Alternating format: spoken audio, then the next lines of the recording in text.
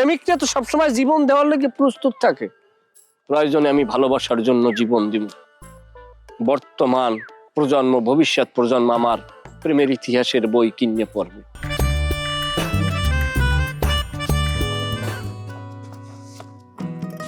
Wow, দারুণ দারুণ পেলেস। শাসাতো ভাই মতি, আমি বুঝতে পারি না তোমার গতি। এত সুন্দর একটা জায়গায় টানিয়ে লইলা, কি অবস্থা, কি ঘটনা কি? তোমার সাথে আমার জরুরি কিছু কথা আছে। জরুরি কথা বলার জন্য এই ধরনের একটা পরিবেশে লইলা? এই যে এক টুকরো ফসলের মাঠ, সরিষা ফুলের বাগান, না চারোদিকে একটা পরিবেশটা কি একটা ঝমঝমাট। তোমার কথা পরে বললো, এই মুহূর্তে আমার মনে একটা মুখ বারবার ভাসছে ওঠে। যারে আমি ভালোবাসি, যারে আমি মহব্বত করি, সেই মানুষটা যদি তোর ওই জায়গায় দাঁড়াইয়ে থাকতে, আর এই পরিবেশটা কেমন লাগতো একটু বলতো। খুব একেবারে প্রেম কুপার হয়ে গেছো, তাই না? রোমান্টিকতা সবসময় আইসেই থাকে, হ্যাঁ আইসেই থাকে। এই তুমি আমাকে গ্রামের বাড়ি বেড়াতে এসে এসব কি ব্যাপার না শুরু করেছো কত?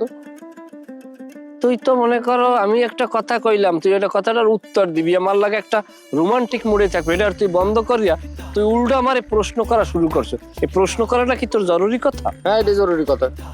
তুমি কিসের জন্য সর্দার বাড়ির সামনে যায় বসে থাকো সেটা আমাকে কও। আমি বুঝলাম না মতি, তুই আমার লাগে এরকম খেপাখেপি করো কা? মানে আমার সফলতা দেখে কি তোর কি ঘৃণা লাগে, তোর কি ঈর্ষা লাগে? ঈর্ষা? এই তোর মতো একটা ভাঙড়ি থার্ড পার্সনে আমি করতে যাবো না ঈর্ষা? কি মনে করেছিস তুই?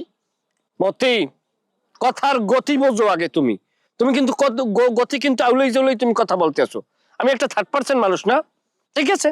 থার্ড পার্সেন্ট মানুষ হলে আমি থার্ড পার্সেন্ট লই থাকি। তুমি আবার আমার লাগে আবার থার্ড পার্সেন্ট মানুষের লাগে আবার জরুরি কথা কি? তুমি তোমার কামে যাও। ফালতু কথা কবা না জুয়েল ভাই। তুমি বুঝতেছো না কিসের জন্য সর্দার বাড়ির সামনে যায় বসে থাকলে বিশ্বের বাড়ির মান সম্মান সব নষ্ট হয়ে যায়। কথাটা তোমাকে বোঝা লাগবে। তুই এত সেতকা, তুই কথায় কথায় তুই সেতে ওঠো। তোর কি আমি দেহার লাগিয়ে দাওয়াত করছি নাকি? হ্যাঁ, অত তোমার তাবেদারি মানিয়ে আমি চলতে পারবো না। আমি কিভাবে বুঝাই? আমি বিনে সুতার মালায় আমি বাধা পড়ছি। মতি, এটা প্রেমিক ছাড়া কেউ বুঝবে না। তোমার ওই বিনি সুতার মালা সিডে সুইটে তোমার পকেটের মধ্যে পকেটও সিডা। এই তোমাকে আমি লাস্ট টাইমের মতো করছি, তুমি খবরদার বিশ্বের বাড়ির মান সম্মান নিয়ে খেলা করার চেষ্টা করবে না। তুই কি আমার হুমকি দিতে আসো? মনে করো তাই। তা হুমকি দিতে আসো যেহেতু, তুই হুমকি দিতে থাক। তুইও বুঝতে যে এই কাজ করা ছাড়া আমার অন্য কোনো উপায় নাই। এই তুই বুঝতেছ না কিসের জন্য? তুমি কি জানো তোমার জন্য নতুন করে বিশ্বাস বাড়ির সাথে সর্দার বাড়ির আবার গন্ডগোল বাজি যাবে? গোলাপ সর্দার আমাকে কি কইছে জানো? তোমাকে যদি নেক্সট টাইম সর্দার বাড়ির সামনে দেখে তাহলে পারে যে কোনো মুহূর্তে তোমাকে মারি ফেলা দিতে পারে। ভাই আমি তোমার জীবন রক্ষার্থেই কথাটা করছি, তুমি আর বাড়ির সামনে যাবা না। রাখ তোর অনুরোধ, তোর অনুরোধের বেড়া। গোলাপ সর্দারের চ্যালেঞ্জ আমি গ্রহণ করলাম। দেখি উনি কি করতে পারে। জীবন নেবে, নেক্সট জীবন। প্রেমিকের জীবন এটা কোনো জীবন, এটা মশা মাসির জীবন। প্রেমিকরা তো সবসময় জীবন দেওয়ার লেগে প্রস্তুত থাকে। প্রয়োজনে আমি ভালোবাসার জন্য জীবন দিব। বর্তমান প্রজন্ম, ভবিষ্যৎ প্রজন্ম আমার প্রেমের ইতিহাসের বই কিনে পড়বে। এই তোমার কোশ্চিন যে বিশেষ বাড়ির থেকে এইসব কাজকর্ম করা চলবে না। থাকলাম না বিশ্বের বাড়ি?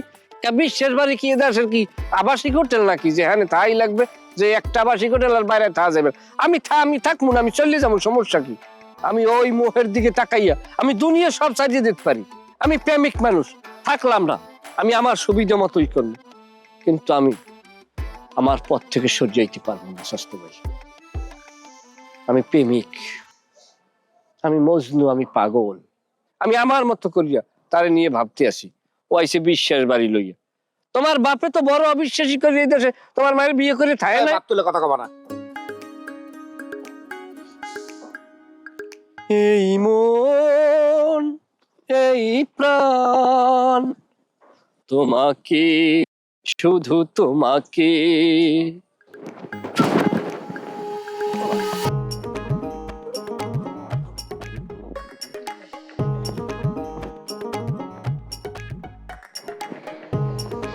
বাটপার।